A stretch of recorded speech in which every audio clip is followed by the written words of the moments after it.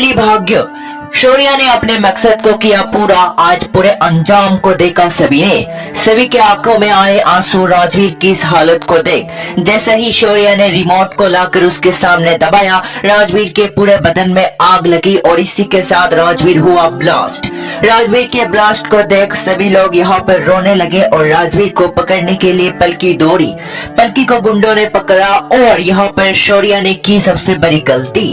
अनजाने में ही सही, लेकिन शौर्य ने अपने भाई को मार डाला। आज जहां उसने जैसे ही रिमोट लाकर राजवीर के सामने दबाई, राजवीर के पूरे बदन पर आग लगी। आज बुरी तरह से हुआ राजवीर का अंत लुथरा परिवार में। यहाँ पर दादी और शरय के सामने ही सब कुछ हुआ है। दादी ने अपनी आंखों से देखा शौर्य ने क्या किया और कैसे राजवीर की जान ली, लेकिन राजवीर अपने आप को बचा नहीं पाया शौर्य से और आज राजवीर ने अपने आप को कुर्बान कर दिया। इसी के साथ शौर्य बहुत खुश होता है क्योंकि उसने अपने मकसद को पूरा कर लिया, राजवीर को हमेशा के लिए अपने से दूर करके। लेकिन इसी के साथ उसका सपना टूटता है और वो देखता है कि राजवीर अब भी जिंदा है उसी के सामने और कह रहा है शौर्य उसे मार। लेकिन जैसे ही वो देखता है कि राजवीर जिंदा है, वो समझ जाता है उसने एक सपना देखा, लेकिन इसी के साथ फैसला करता है सपने को सच में बदलने का। इसीलिए वो इस रिमोट को लेकर उसके सामने जाता है।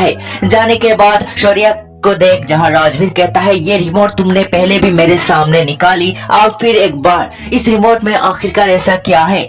इसके ऊपर शौर्य कहता है ये सूट तुझे बहुत पसंद है ना, आज इस सूट के साथ तेरी मौत होगी। और जैसे ही रिमोट का बटन दबता है तो शौर्य देखता है कि राजवीर को तो कुछ नहीं हुआ, लेकिन उसके पीछे से एक आवाज आती है और इस आवाज के साथ जैसे ही सभी लोग मोड़ते हैं, देखते हैं कि यहाँ पर गुंडों का लीडर शेखर नहीं रहा उनके बीच। शेखर ने पहन ली थी शौर्य की जैकेट और जैकेट में था बॉम्ब। दरअसल गुंडों में रास्ते में ही बदल ली थी इस जैकेट को और इसी के साथ को हुई गलतफहमी। उसने राजवीर वाली जैकेट दे दी शौर्य को और शौर्य वाली जैकेट दे दी राजवीर को।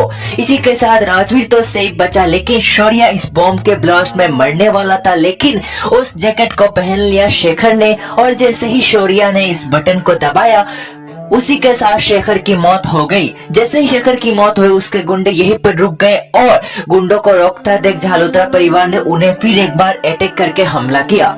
लेकिन अब सवाल उठता है कि यहाँ पर बॉम्ब आया तो आया कैसे, और राजवीर इसके बारे में जानता है क्योंकि रिमोट उसने अपनी आंखों से शौर्य के हाथों में देखी और जैसे ही उसने उसे दबाया तो उस गुंडे की मौत हुई। अब क्या सबके सामने राजवीर इस सच को खोलेगा या फिर वो इस सच को छुपा के रखेगा, देखना होगा दिलचस्प। आज के रिपोर्ट में इतना ही।